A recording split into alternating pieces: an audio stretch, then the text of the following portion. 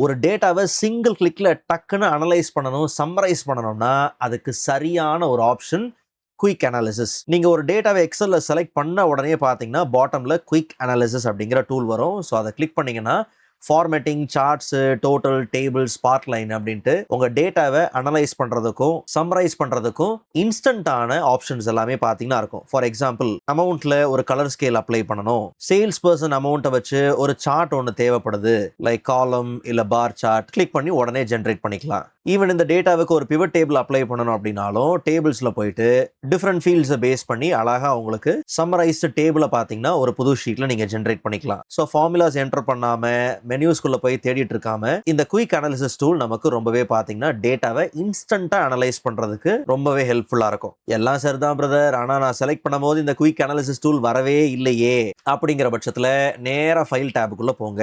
ஆப்ஷன்ஸ்குள்ள வந்தீங்கன்னா ஜெனரல் கேட்டகரியிலே பாருங்க, user interface options இருக்கா, அதுல show quick analysis options on selection அப்படின்னு இருக்கும்.